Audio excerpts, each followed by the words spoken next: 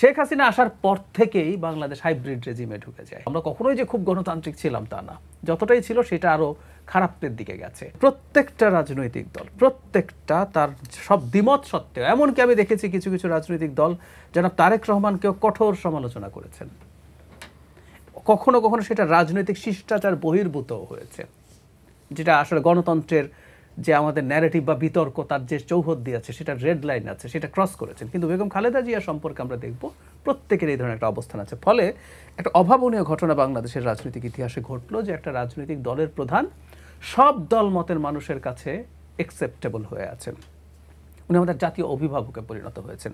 সে কারণে আমি মনে করি যে আমাদের সামনের গণতান্ত্রিক যে প্রত্যাবর্তন, এটার মানে শুধু নির্বাচন না, নির্বাচনের পরেও আমি ধারণা করি একটা টার্ময়েলের অবস্থা থাকবে, সেখানে তার একটা অসাধারণ রোল প্লে করার আছে। সেজন্য আমি চাই তিনি আমাদের মাঝে আরও অনেকগুলো দিন থাকুন। কারণ হচ্ছে ধরুন কোনো একটা পলিটিক্যাল ডেডলক তৈরি হলো, এক দলের বিরুদ্ধে খুবই সংঘাতে জড়িয়ে পড়লো, আরও বাড়লো সেটা নির্বাচনের সময় বা নির্বাচনের পরে।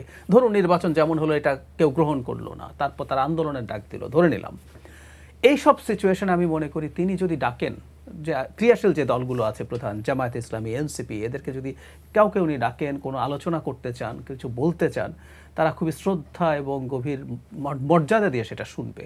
সো ওই রোলটা তিনি প্লে করতে পারেন। এটা বেগম খালেদা জিয়ার ক্ষেত্রে হয়েছে বলেই আমাদের রাজনীতি থেকে প্রতিহিংসা সরে যাচ্ছে বলে আমি মনে করি না। আমি ধারণা করি যেটা দাঁড়িয়েছে সেটা হলো, আমরা দীর্ঘদিন শেখ হাসিনা স্বৈরাচারী ব্যবস্থার অধীনে ছিলাম, থাকতে থাকতে আসলে আমাদের মধ্যকার যে গণতান্ত্রিক মানসিকতা যতটাই ছিল, আমরা কখনোই যে খুব গণতান্ত্রিক ছিলাম তা না, যতটাই ছিল সেটা আরও খারাপের দিকে গেছে। আর সবচেয়ে জরুরি কথা, কিছু কিছু দলকে আমরা দেখতে পাই আদতে তাদের এক ধরনের ফ্যাসিবাদী আচরণ আছে, তারা তাদের চিন্তা বা তাদের ধারণা ইম্পোজ করে দেওয়ার চেষ্টা করছেন। সো এই লড়াইটা আসলে চলবে এবং এটা অনেক সময় আমাদের কাছে প্রতিহিংসার রাজনীতি বলে মনে হয়। মানে গণতন্ত্র খারাপের দিকে গেছে, এটা মানে 5 আগস্টের পরের কথা বলছি না না, আমরা বাংলাদেশের যদি এন্টায়ার হিস্ট্রি, তাহলে আমি একটু বলি, স্বাধীনতার পর থেকে আমরা কি কখনো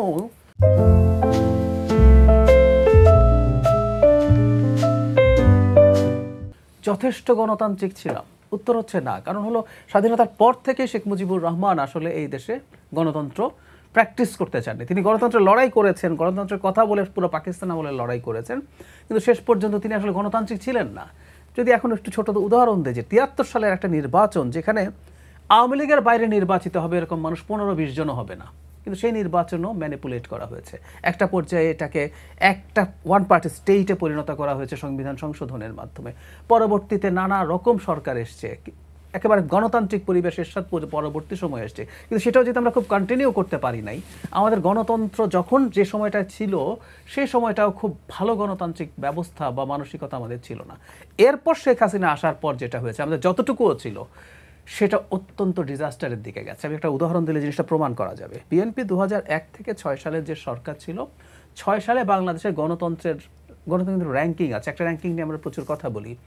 একটা হলো ইকোনমিক্স ইন্টেলিজেন্স ইউনিটের, ওরা 4টা ভাগে একটা দেশগুলোকে ভাগ করে। একটা হচ্ছে ফুল ডেমোক্রেসি, সবচেয়ে ভালো; ফ্লড ডেমোক্রেসি, ত্রুটিপূর্ণ গণতন্ত্র; 3 হচ্ছে হাইব্রিড রেজিম; আর 4 হচ্ছে অথরিটারিয়ানিজম, পুরোপুরি স্বৈরাচারী ব্যবস্থা। 6 সাল পর্যন্ত বিএনপির ওই সময়টায় বাংলাদেশ যত সমালোচনাই করেন না কেন, বাংলাদেশ ওই সময় কিন্তু ফ্লড ডেমোক্রেসি ছিল, সেকেন্ড যে ক্যাটাগরি সেটাই ছিল। এই ক্যাটাগরি কিন্তু আমেরিকাও এখন কিন্তু ফ্লড ডেমোক্রেসিতে আছে, ফুল ডেমোক্রেসি পৃথিবীতে খুব কম।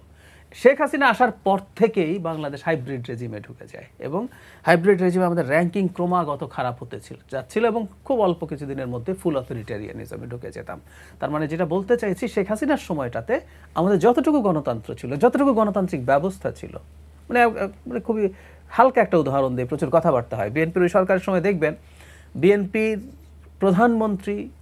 মন্ত্রীদের বিরুদ্ধে পত্রিকার প্রথম পাতায় কার্টুন আঁকা হয়েছে সমানে।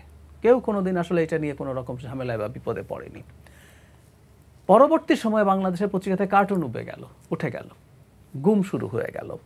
আপনি মত প্রকাশকে দমন করার জন্য, বিএনপির সময় কিন্তু আইসিটি অ্যাক্ট ছিল, আপনি খুঁজে পাবেন না যে অনেক মানুষকে আইসিটি অ্যাক্টের জন্য ধরে নিয়ে গিয়ে জেলে ভরা হয়েছে, সাংবাদিক বা সাধারণ মানুষ। কিন্তু এরপর এটাকে মডিফাই করা হলো, পরে ডিজিটাল সিকিউরিটি অ্যাক্ট হলো, কী রকম অপারেশন চলেছে। সো ওই যে মানসিকতার মধ্যে আমরা থাকলাম, সেটা আমাদের মধ্যকার গণতান্ত্রিক মানসিকতাকেও হ্যাম্পার করে। সো কিছুটা ভালো লক্ষণ আছে, যে বেগম খালেদা জিয়া বলি, তারপরে জামাতের নেতারা যখন অসুস্থ হন, জনাব শফিক হয়েছিলেন, জনাব তাহের হয়েছেন, বিএনপি মহাসচিব দেখতে গেছেন, এই চর্চা শুরু হচ্ছে, তবে আমাদের আসলে অনেক সময় লাগবে।